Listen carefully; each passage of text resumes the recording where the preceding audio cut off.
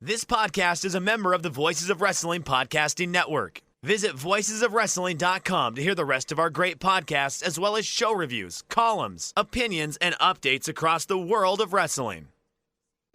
On today's show, we have your usual Dynamite preview, plus some thoughts that I had on wrestling media, as well as just a gargantuan mailbag this week, guys. You just did great. So I'll be back with that and more in a minute.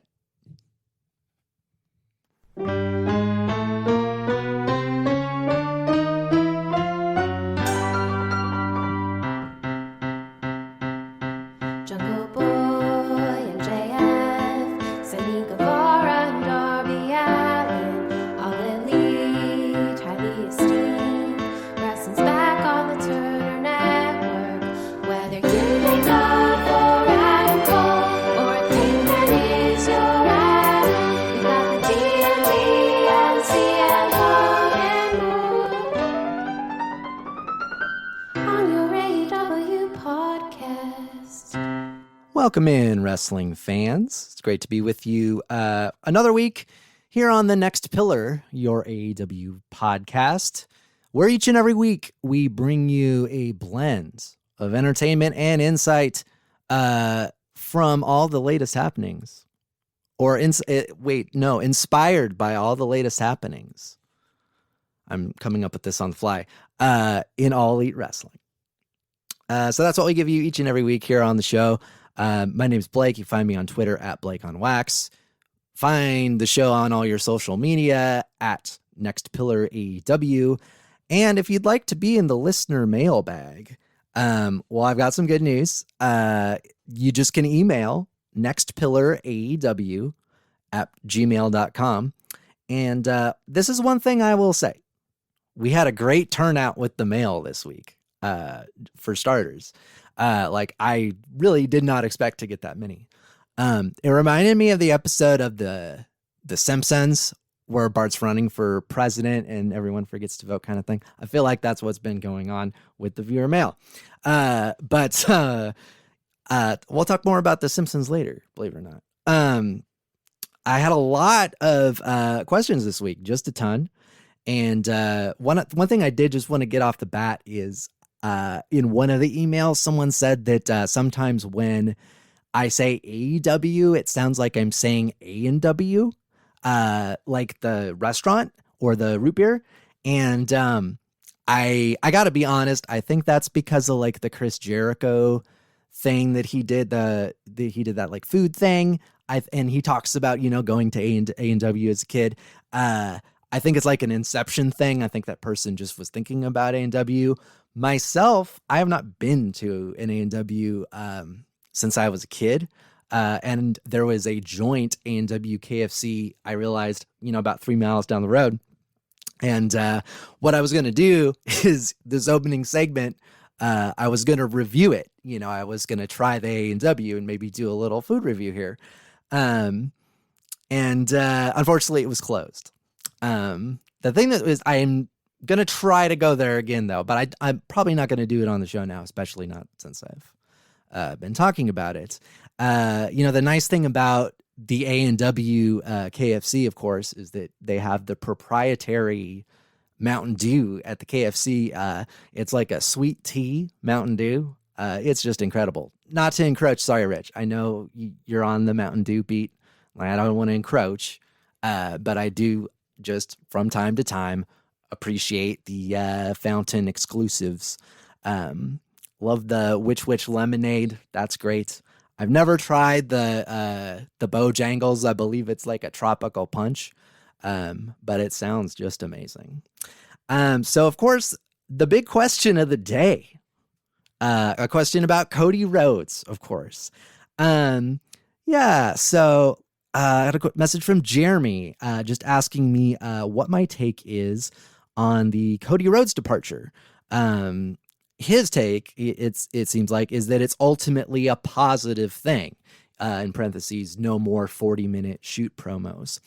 Let's think about that for a minute, because as I'm wont to do, I'm kind of just like taking in some pretty weird takes out there. Although none of them are weirder than this guy who is like comparing Steve Austin and Mike Tyson, in 97, 98, to Cody Rhodes and Steve Austin today, as in like, this is the turn of the Monday Night War. That just, whew, wow. And I'm also seeing, folks out there, mentioning just, how much of an influence Cody has had on the business over the past 20 years. And just various other positive things, his work in the ring, we think just that ladder match, just a couple weeks ago, hard to imagine, thinking it's like a positive thing, to lose, that kind of talent in the ring, because ultimately that is what it's all about. Unfortunately though, this like apparent insistence he had, on not turning heel, it made for some very unsettling segments. And unsettling is exactly the word to use. It's like a particular moment in a wrestling crowd where you can tell that the crowd, and it's not X-Pac heat. It's not the same thing. It's more of like a feeling of like where you're almost like disturbed, and not in a good way, that's no one turns on wrestling to see a crowd, act kind of like, I don't know, like they just saw like a dead raccoon or something. And that's exactly how a lot of, Cody and, especially Brandy's segments on TV have been, unfortunately.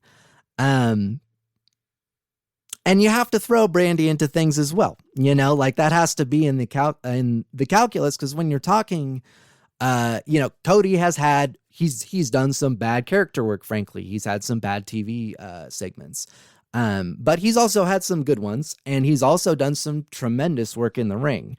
And then you look at a Brandy Rhodes who has really brought nothing of note, in the ring, quite contrary, and is just like, brought some of the worst segments, that I can recall, on Dynamite. That calculus has to be thrown in there when, putting Brandy Rhodes on TV means that someone else isn't on TV. I know that sounds obvious, but like you really do have to think of that calculus when you think about what happened today.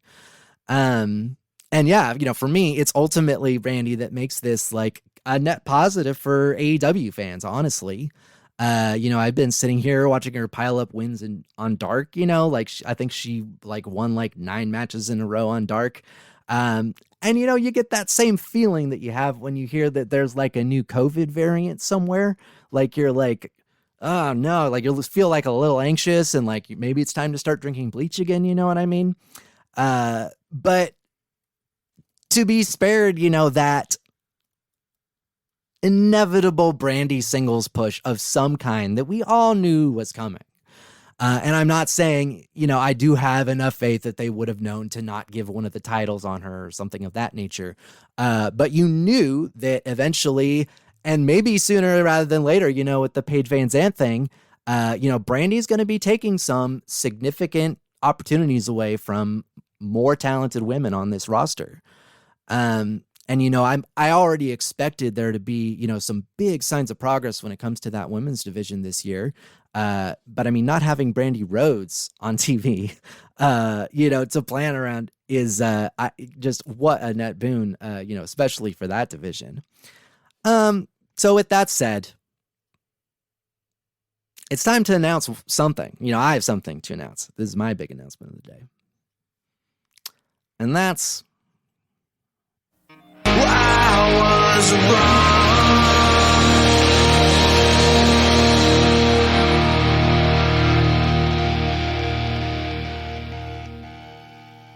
So yeah, I was wrong. Similar to the whole Nelly Furtado situation.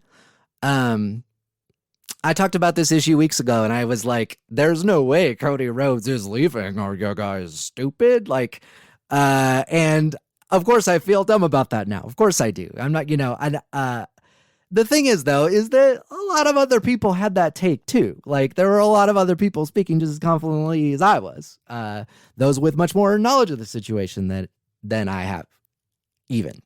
But we were kind of all banking on two things. And that was that Cody had these shows on the Turner Network, and that we thought that Cody wasn't dumb.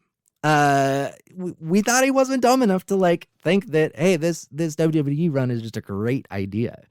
I mean, let's look at this. Like, realistically, best case scenario, he's getting like Big E'd, like they'll give him the title, for a few months, but they'll make it clear he's not a top guy, and then you won't see him ever again. And a lot of people,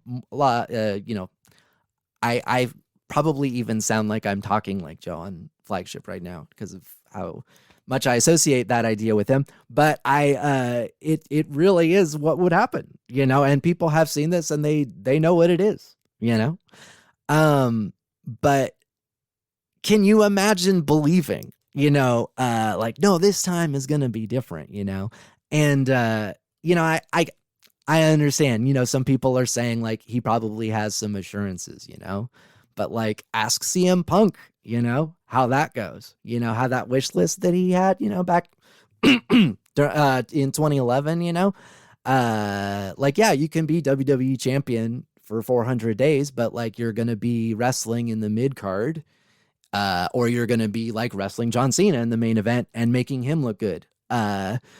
Even though you're the champion, that's what Vince does, and Vince loves to bring people back. You always hear that. And more often than not, it's to humiliate someone, as we've seen, with Jim Ross, how many times, and so many other examples,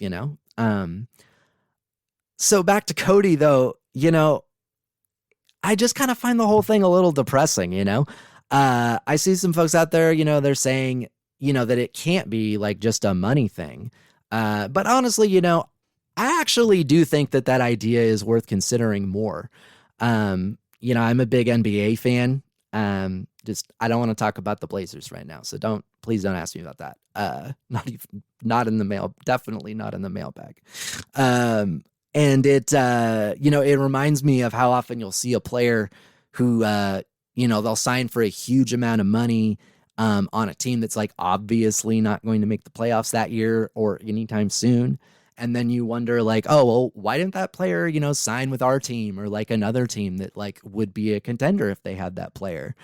And, it's easy for us, cause it's all millions to us, we assume like, what's the difference, but like, it's a different thing to be in that situation. Like when you're an athlete and your entire livelihood depends on your body being able to hold up. I remember this interview that Cody did on Wrestling, the YouTube thing, where he mentioned just kind of like wanting to slow things down in a few years, like that, he was kind of looking towards, wrestling less and eventually retiring. I can totally imagine being in his position and thinking, that this is his last shot to make that kind of money that Vince may be indeed offering.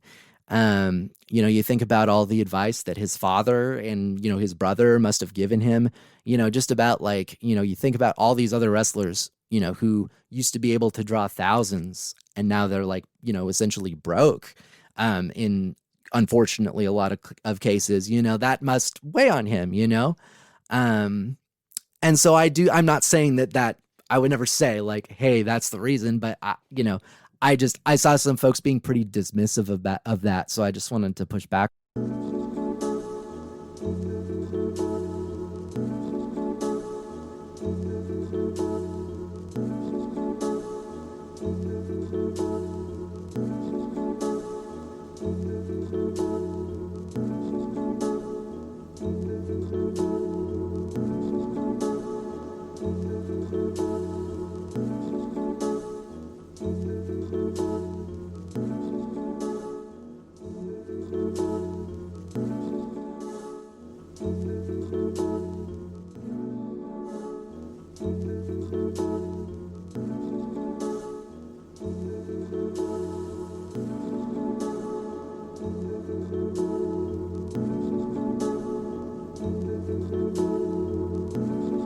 Also realizes, with the recent influx of talent and just continued development of the stars that are there, He may be thinking that it's better for him, even from a, quality of wrestling standpoint, to go away for a while and to come back and to be able to, have that shocking return back to AEW. Because how many folks, who want to make fun of the neck tattoos and his entrance, as I have, and everything else. But, how excited will we be if we don't see Cody Rhodes fighting CM Punk, Jungle Boy, Sammy Guevara, these matches that we haven't gotten yet? How excited will we be to see those matches, in a few years? I think it'll be really powerful, honestly, that homecoming, or it could be, I should say. Just like I was talking about with Samoa Joe last week, you think about these people that really are integral to the history of wrestling, and Cody Rhodes is absolutely that person, and there's times where I've been, bored of Cody, but I've always enjoyed Cody, and I've always enjoyed watching Cody, if I'm being honest, and this brings us to a new segment. That's right. We're in listener mail, but it's also a new segment. So it's like the whole House of Black, Knights of the Black Throne thing, or Kings of the Black Throne. I don't even know. It's like that thing. So it's a new segment called In Memoriam, but it is also, or I don't know, I was thinking Last Rites. Yeah, Last Rites. That's what we're calling this segment. It's Last Rites. Last Rites. Cody Rhodes. No, I can't do that. That's too far. I think, we'll call it Departures. Departures. Cody Rhodes. Where we just note, as AEW enters 2022, I expect we'll be seeing a lot of departures. And from time to time, we just want to note that with the simple, thanks for the memories, folks. So, thanks for the memories. Cody Rhodes. Cody Rhodes. Cody Rhodes.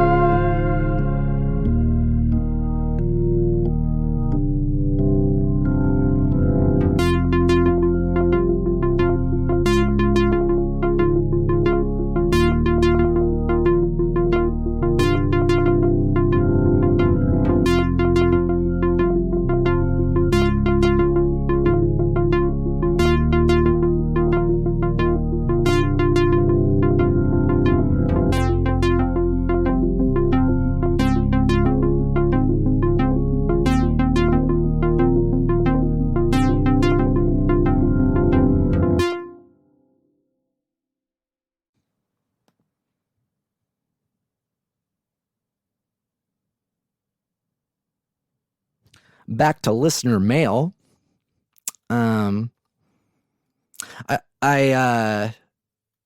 This is all gonna dovetail so seamlessly. So I had a few emails this week, just asking about who does the music, JV, just who does the theme song for the show. It's my wife. Her name's Brett Irish. She is, quite an accomplished musician here around town. She was in a band called No Aloha. Their discography's on Spotify. You can check that out. She's on Bandcamp, brettirish.bandcamp.com, and on Spotify. And we actually met through doing music stuff. She's, been in bands for years here, and I ran a local label in town for many years. And we actually met. I heard her music before I met her, and things kind of, grew from there. And so, within doing this podcast, her and I, creativity has always been at the heart of our relationship. And so, of course, she ended up being involved with this, and for the most part, enjoys wrestling. Even though I don't think she was thrilled when I started getting really into wrestling again, and definitely not thrilled at how much our 4-month, from 4-month. I remember our 4-month daughter, just old daughter, just loving wrestling already. Loving wrestling more than I did when I was like 8. You know what I mean? I know she has some reservations about that, of course. But she really enjoys it for the most part. And has really enjoyed, as we've put some of this music out there, like that Book of Cody Rhodes thing, and the theme song, and just some of these other things that like people have emailed in or messaged me and been like, wow, that's just like so great. I think that's been like really cool for her to see, just because it's one of those things where life can take you to some unexpected places. I'm sure all of you out there can relate to that. Just recently, we've had a pretty rough time lately here at the house as I'm recording this. I'm just going to be transparent here. We had, my sister-in-law, her sister, was in the hospital, and it was a septic shock. It was a very tricky situation. And my son has had my son is 10 and has had a lot of pretty significant struggles and recently. And Sunday night, I was one of the worst nights of my life with him, and was up for about 24 hours. And in the morning, it was Valentine's Day, and she emailed me this CM Punk Valentine, that she had our friend Anna design, and it just really made me smile. And it's the kind of thing where, to be frank, I would usually post, but I would not usually tag the person that I'm about, unless it's a joke. Like, you'll notice our Twitter account tags Tony Khan and like literally everything, and that it's a joke because I know he would never see it. It's funny that I say that though, because I, for some reason, was just like, you know what, if he saw this, CM Punk would be like, oh yeah, that's cool. So I was like, you know what, this is the one time I'm going to tag CM Punk in something for the rest of my life, other than the article I did. But obviously you're going to tag in an article. He ended up, some of you listening may have seen this. He ended up retweeting it. Of course, it got a lot more likes than my posts usually get. Let's just put it that way. And it was just a really fun day. And I really could not be more grateful to my wife for helping me out. I also want to mention, this is not something that I realized until recently, that she came up with the copy for that Valentine, which is that I love you more than CM Punk loves ice cream bars. She came up with that. And that's pretty clever. You know what I mean? For someone that just started watching wrestling 3 months ago and never watched it before in her entire life, that's pretty clever. I'm just saying. It was just a very fun thing that happened that day. And of course, now I'm like mortified because I'm like, oh, he's going to go back to that episode that I talked about him wearing mom jeans. Of course, I'm like mortified. You have that like, oh, God, like, because you think about what you say on your Twitter, and then you think about when someone actually like sees what's on your Twitter again. You know what I'm talking about. And yeah, so that was just that was a pretty wild day, I must say, Valentine's Day. Just being up so late, and then yeah, having that weird CM Punk thing happen throughout the day. Which is obviously not that big of a deal in the scheme of things, and it's just crazy because I'm sure for him, he was probably like, "Oh yeah, that's cool," and then like GIF, and then suggested GIF applause, and just that was the extent of his thought about it. You know what I mean? And it's just crazy. Imagine having the power to do that to somebody, to have the like, "Oh yeah, I'll just give this guy something to smile about right now." Like if I could do that, I would just do that all day long, which is why, of course, I'm not someone like CM Punk, for various reasons. So yeah, I just wanted to include all of you in that, just because it might be interesting context. And yeah, I did have so many folks reach out and say that they enjoyed the music for the show. That Book of Cody piece, was he makes her very uncomfortable sometimes, and so that was her working those feelings out, which is yeah, it's interesting, huh? Like if you go back and listen to that. I mean, watching him, obviously we've never met him. He seems like a lovely man. I'm saying just like his character is what I'm talking about. Just want to make sure that that's clarified. You can never be you can never be too careful, So yes, thank you for the memories, Cody Rhodes. Next question in the mailbag. Jay, for this was actually a series of questions. This was 3 different people wrote in and asked about what I think about Jay White. Well, we had a little bit of clarification here over the weekend with that. I saw there was an interview where he talked about wanting to put the Bullet Club back together. And with all these moving pieces, with Adam Cole, Kenny Omega coming back, and then you expand that out and you think about all the other people that might be involved. Like, I know I'm not the only person that would love to see this, but the Kota Ibushi possibility is just like, that would be an amazing thing to see on TV. That would be an amazing moment.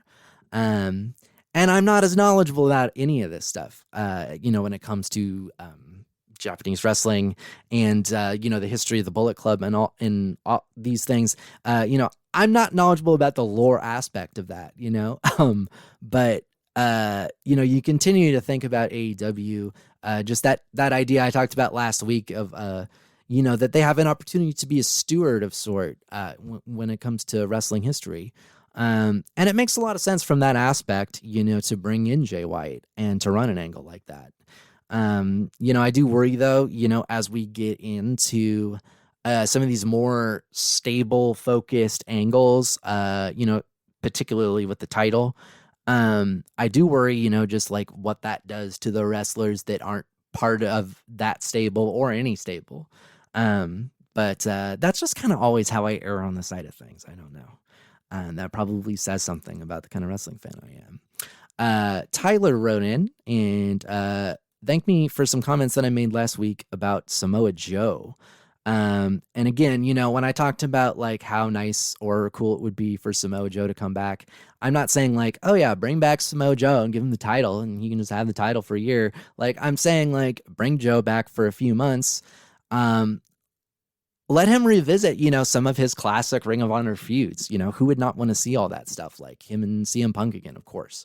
That's the one that's obvious. But there's so many other people I'd love to see Samoa Joe wrestle against. The big one to me that comes to mind that you might not think of is Powerhouse Hobbs. Can you imagine Powerhouse Hobbs and Samoa Joe?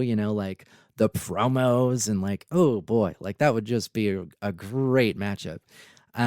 Also Miro. Once Miro's back, like that would be a good one too. There's just so many options there. So yeah, I it was interesting, yeah, just to hear the idea of Samoa Joe coming back in AEW and what it would mean. And you would have to think too, that they would have an eye toward, making him like a trainer since he's shown how, good he is at that in the past. Yeah, I mean, it almost seems odd to me, that this hasn't happened already. It's not something I've seen much reporting on recently anyway. So yeah, I would be interested to see, maybe what the reason why, Samoa Joe to AEW hasn't happened already. So I'll be back in a bit here. That's the end of listener mail. And yeah, I will be back in a bit.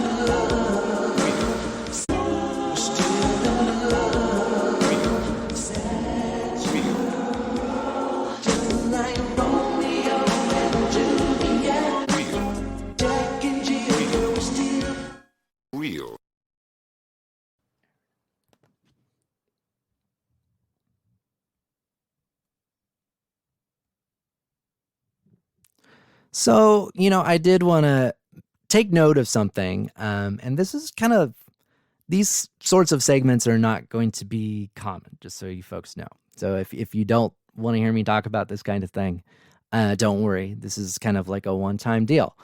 But something I wanted to talk about is just that this is the second week in a row where like I feel the need to comment on something that's going on in WWE, And, as an AEW podcast, of course, one could assume, I'm not doing a WWE podcast. I'm not even doing a wrestling podcast. I'm doing an AEW podcast. And those assumptions that you can make about that, in most cases, are probably accurate in all of those cases, where it is like, I, of course, have an AEW bias. I host an AEW podcast, that's identified, and that's why like the idea of I was talking to a friend of mine just about that critique of the ringer that I was going to record, and he was saying like that, like, what if David Shoemaker hears about this and wants to have you on the show? Like that would be like a Jon Stewart Crossfire situation, because like I host an AEW podcast, man. You know what I mean? Like I'm not Tucker Carlson on Crossfire. And frankly, in a lot of ways, David Shoemaker, man, you're getting like Tucker Carlson on Crossfire. Straight up, yeah, I just felt like, at least clarifying, like, I guess my position on WWE or, my take on WWE. And, obviously I watch a little, to stay informed. And, because I always have an eye on wrestlers that might be coming to AEW, so of course I'm going to watch WWE, ding. Anyway, I'll have to ask my wife Brett if she can think of a sound effect for if I have any zingers like that again. I'm sorry, that's the last time I'll do something like that. I watch the big pay-per-views, and I'm always have an eye for wrestlers that, are maybe coming to WWE. So, I also, I watched that Terminus show recently, I watched the last GCW show, not this last one, but the one before. And I know there's someone out there listening being like, well, of course you watched that. Like, I know that's not that much, but I'm just saying that like, that's how I watch WWE, basically. It's the same way as I'm watching that. And so the one thing that I keep coming back to, or I used to, I guess I should say, recently hasn't felt like this as much. It's felt like something worse. But for a long time, my association with WWE has been similar as The Simpsons, actually. The Simpsons. That is like that would actually be like a really good like a YouTube video would be comparing WWE to The Simpsons. There's actually a lot of similarities there, both in terms of like just like how the decline happened and then the financial reasons as to why like both shows will never go off the air, even though like their audiences at this point detest them, you know? Not their audience, I guess their core fans is what I should say, not audience. But yeah, I mean, I treasure like those great Simpsons seasons, and I even like a few seasons into the era where it's like kind of well agreed upon that it's not good anymore. But at some point though, that used to be how I viewed that relationship, you know, like that WWE's like the Simpsons, where like, you know, I'm not gonna like turn on the Simpsons every week, but like maybe if there's an interesting guest, I'll watch the Simpsons. Kind of situation. Actually, I would never watch The Simpsons. What am I even saying? I saw The Simpsons movie. You know what I mean? Like if there's something novel going on, you're going to watch. Or if like you have a reason, like, you know, I want to see which wrestlers might come to AEW and like what they're like, you know, like, of course, like I'll watch that. But there lately though, I will say this, like WWE has, they've made me feel like it's something like much more sinister, honestly. You know, with the recent Saudi Arabia stuff, especially like how they're forcing their wrestlers to like promote it on social media, you know, with the women's rights angle, which is just like, I'm not qualified to speak on that issue in particular, but like just it's this information is out there, you know what I mean? Like, you know, doing the Saudi government paying you $150 million to do this kind of outreach. You know, this isn't speaking truth to power. Like that's not what that is. You know, and it just feels like something a lot more sinister, you know, where it's like, I can't just view WWE like I view The Simpsons. You know what I mean? Like, it's not just, well, I wish I liked watching that still, but I don't. You know, there's just a lot of ways in which, you know, that company has crossed the line over the past 20 years, frankly. So yeah, you know, I've something else I wanted to, I guess, own up to a bit, is just that I've been critical of, some other wrestling podcasts on here. I want to be clear that like, the only podcasts out there that like I actually hate and think that like are actively bad for existing are like the wrestling shows that are on The Ringer. Like I have a lot of thoughts on The Ringer and Bill Simmons, you know, who I used to love, to be frank. In general, you know, and just like all they've done to kind of like shape conversations around culture into like a bro intellectual wasteland, you know? But with this wrestling show specifically, you know, this might be like the worst thing that they've done yet, you know, in terms of no longer just like, of course, you know, the moment The Ringer signed a deal with Spotify, like you knew they weren't really interested in like, you know, being an advocate of progressive values, you know? Like in some ways, you know, I'm not going to say that like all of the hosts, you know, don't do a good job on their individual shows, but I'm saying that like as an editorial mission, you know, we knew when they signed a deal with Spotify, just like as I'm talking about, like if you sign a deal with the WWE, I'm not going to take your WWE like positive points versus AEW very seriously, you know, just as no WWE listener should take my anti-WWE points seriously, you know, or at face value, I should say. Of course, there's going to be a bias there, you know. But with this Ringer stuff, it just kind of seems that where it's like the double whammy of, oh, it's brought to you by Spotify. Oh, and we have like a WWE deal too. You know, that just seems like a step too far to me, frankly. And I do feel like and I'm sure there's folks out there that would say that, you know, in terms of like the editorial content, that things have not changed. But I really do feel like it has changed, you know, and it's crossing the line into like shilling essentially. You know, I just listened to this segment that just happened where it was David Shoemaker, who I used to love, honestly, like, and I know his book is somewhat controversial, but I always enjoyed listening to his show, you know, for the most part anyway. And I just listened to this segment where, yeah, it's really the kind of thing that Tucker Carlson, would listen to and be like, this it seems a little one-sided to me, and Bill Simmons, in general, is just like the best example that I can think of when it comes to like men like suddenly losing their ability to bullshit as they get older. If you hop on the Bill Simmons like Reddit, it's mostly his fans who hate listening to his show now. Wow, meta commentary. But it's these fans that like hate listening to his show. Basically being like how obvious it is that like he didn't actually watch a lot of the like basketball games that he talks about on his 3-hour basketball podcast. It's pretty obvious at times.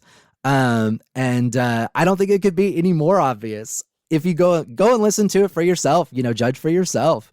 I don't think it could be any more obvious that like he's never seen a minute of AEW programming, other than, some YouTube clips. It's very obvious he's never sat down and watched a Dynamite, or, certainly not a pay-per-view. He certainly has never seen like Full Gear. He's seen, the Ringer YouTube review of it. You know what I mean?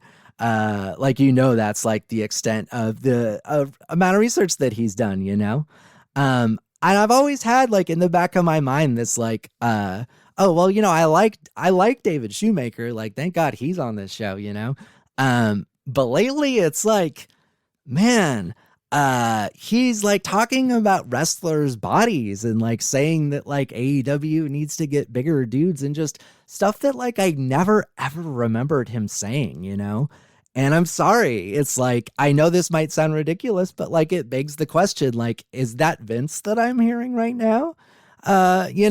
Which is exactly why you don't go into business with the exact thing that you're supposed to be covering, because it begs those questions, And again, I know folks can be like, well, you host an AEW podcast. And I'm like, yeah, I host an AEW podcast. Like the opening minutes, like my wife is singing about Jungle Boy, man. Like, I'm not saying that this is like, hard-hitting journalism on here, it's a blend. Sometimes I will have some like things like this where I want to talk about commentary, but more often than not, I just want to sit here and talk about wrestling a little bit. I'm not portraying myself as an authority on wrestling as like the Ringer wrestling show clearly is, that's the difference.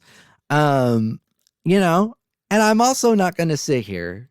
I know some of you may be thinking this. I'm not going to sit here and be like, act like AEW versus WWE is like a battle of good and evil or something like that.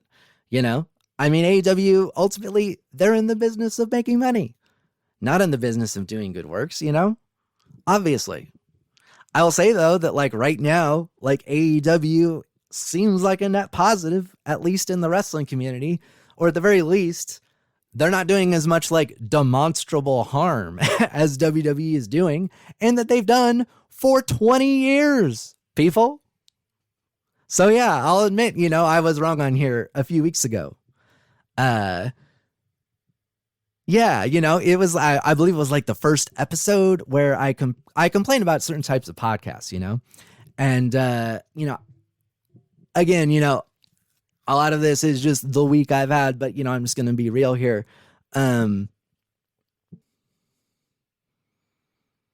I've had a few messages, and an email saying that folks appreciate how positive I am about AEW compared to other podcasts. Some of which are named, and that kind of thing, though, I really regret bringing that up, to be honest, just like the type of podcast I don't like, where it's like overly negative, and at the end of it, you wonder, like, do these people even like this? I regret even bringing that up, though, to be frank, because that kind of thing is like a matter of preference, and in the scheme of things, when we talk about like the legitimate harm, that I believe these Ringer podcasts are doing, I really should not have even brought it up, especially when I enjoy listening to a lot of those shows that are kind of like more of like a critical, like like let's review this thing, but like it's gonna be like 80% negative and like 20% funny, is usually the blend. And I want to be clear, I'm not singling anyone out in particular. This is just a genre of podcast. And that's just kind of what the medium is that there's kind of these genres, and someone like me, where, I have had these other interests like music and various other things. It's like, I can tell you, like, this is pretty like universal. This format where, and to be honest with you, like, were I to, when I was doing the record label stuff, were I to have a music podcast, it would be more negative than any wrestling podcast, more critical, more negative, more cynical than any wrestling podcast, frankly. And so, yeah, I just wanted to own up and just say that, I should have been more careful with my wording as to not offend any specific people who I heard were offended. And also, I should have just not even brought that up as a thing of, something to even bring that up as like a big negative when, on the other hand, you have these like ringer shows who, and I also should just mention that like that MacMania show, that's usually a fun listen because the guys are obviously having fun. It's just that I think that their extent of WWE, again, it's like Kim Jong-un is like, hey guys, there's maybe hold back a little bit. But yeah, that Cheap Heat show is just, ugh, man, that's a hard one.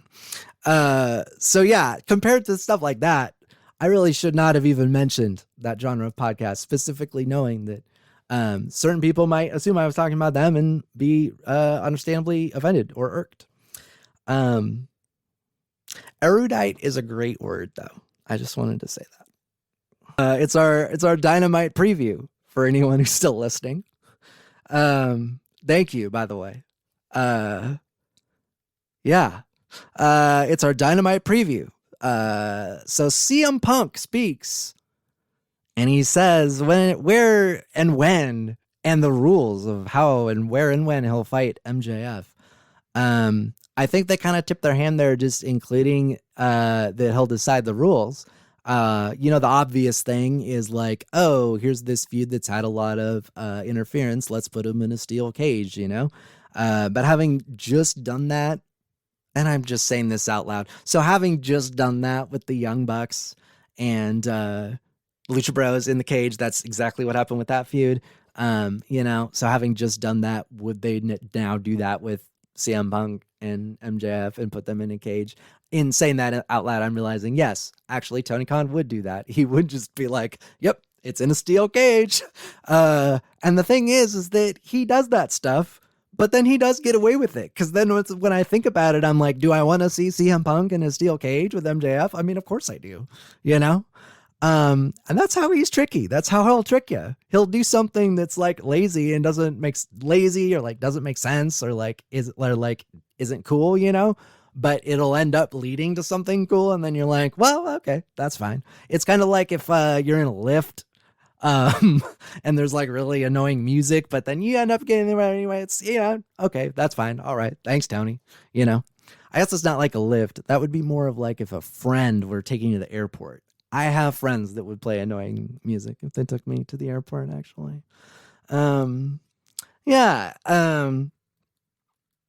Honestly, for me, I would love to see them do a dog collar match, call back to that Raven feud.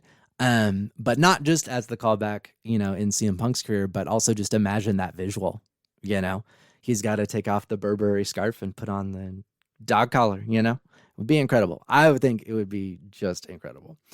And I imagine we'll hear something from Keith Lee, who here's another hot take for you this week. I say that sarcastically. I find his presentation to be a bit dorky. And I know, again, that's not a scalding hot take, but because people have been saying that he's like corny or dorky or lame, for quite a while. Even if they think he's talented, just as I do. extremely talented, it's just the presentation is, in a word, dorky. And I am surprised that presentation was not really improved upon. And, I know part of this is probably generational, honestly. And it's just that, like, for me, like a big guy like Brody King or, Powerhouse Hobbs, especially Powerhouse Hobbs, the outfit he was wearing, in the snow at the beach break. That's kind of like more my vision of like a wrestler of that size, I guess. And I guess I have a bias towards that. But yeah, for me, I just, especially the Limitless thing, like is that like this, like an athleisure brand, like, is this like leggings for people that can't get leggings at other places kind of thing, not to body shame, honestly, like I wear leggings sometimes, but, the thing is it's just a lot dorkier than I was expecting. And having said that, I do think he's super, superbly talented. And I'd be fine, like, every, second of television time that would go to Cody Rhodes now goes to Keith Lee. Like, that's an upgrade right now, to be frank. And yeah, I'm not saying that like I hate Keith Lee, I'm saying that it's just like I was just a little bit surprised that he wasn't put together in a presentation that's like a little less dorky, frankly. And I'm also just like a little weirded out just by this idea that he should suddenly like be given the title. Although I guess that is something I heard on like a Ringer Wrestling podcast, so I don't know. I don't know about that. Just disgusting corporate chills, frankly, So it makes you wonder what's going on over there. Well, I know what's going over here, and that's that my family is taking advantage of HelloFresh. What is HelloFresh? With HelloFresh, you get farm fresh, pre-portioned ingredients and seasonal recipes delivered right to your doorstep. Skip trips to the grocery store and count on HelloFresh to make home cooking easy, fun, and affordable. That's why it's America's #1 meal kit. Don't forget dessert, folks. You can satisfy your sweet tooth with seasonal limited time goodies like Dunkaroos. Oh, I remember those. Or Vanilla Delight cheesecake. And HelloFresh is 72% cheaper than a restaurant meal of the same quality. And as you save on average over $65 per month when you order HelloFresh instead of grocery shopping, that's more money to put towards your other 2022 goals. I have some goals, folks. I'm sure you do as well. And HelloFresh is going to help me reach my goal of having a little bit more money to set away towards retirement. We all need to have an eye towards that, fellas. While more of us need to trim our nose hairs than we would like to admit. Let's get real, guys. And it's a good time to think about retirement. And yes, HelloFresh will help you save for retirement by saving $65 like that. So you may be wondering at this point, how can I get HelloFresh? Well, if you go to HelloFresh.com/VOW16 and use the code VOW16 for up to 16 free meals and 3 free gifts, that's how you can do that. That's HelloFresh.com/VOW16 and use code VOW16 for up to 16 free meals and 3 free gifts. HelloFresh. Back to Dynamite. A match I couldn't be more excited about, Sammy Guevara and Darby Allin for the TNT title. I'm expecting, it is just astounding, that we may have another 30 plus minute classic match on TV, where it's a great time right now. Frankly, if they're still able to shuffle in this new talent, as they lose these older stars, and to still put on, a 30-minute high quality match on a weekly basis. That's pretty good, folks. Wardlow and Max Caster, I actually, yeah, I mean, you do wonder, like, is this eventually, like, are they going to maybe, like, just kind of put pause on that MJF Wardlow thing and, like, maybe actually do something with him before they split? You know, it maybe establish Wardlow a little more before that split happens. That's what I wonder, you know, seeing him included in that match. Because it's hard to imagine Wardlow losing a match like that in the way that they've built him up. And I guess that kind of speaks to that they've done a pretty good job of building up Wardlow. You know, Danielson and Moriarty, I'm sure that's going to be great. And lastly, you know, this is another match that could go, you know, they could have this be the match that goes 30 minutes and is really good. But Mercedes Martinez versus Thunder Rosa. That's right. Thunder Rosa. This week's worth of wisdom. This week's words of wisdom are for Thunder Rosa. I know what it's like to feel ganged up on, to feel like the world is unfair. Should I speak in kayfabe during these segments? If you like this idea. Or don't, just let me know. nextpillaraew@gmail.com. I also know how it feels like to be ganged up upon. But here's the thing, Thunder Rosa. We all know, you know, you come from a graveyard. It's hard to really imagine what that must be like to be in a graveyard. And for me, from where I sit, Thunder Rosa, you know, I know you have it in you. I know that Mercedes Martinez here, this is just another domino to fall before, you know, you can be a champion. And additionally, I enjoy the face paint. You know, I really do. It's something that my daughter loves watching it. You know, one of her favorites. She loves Lucha Bros, Thunder Rosa. Those are the favorites around the house for my little daughter. And I just have a wonderful Khan's house tonight. And the words of wisdom are, if you feel ganged up on, just remember that you come from a graveyard. See you next week, folks.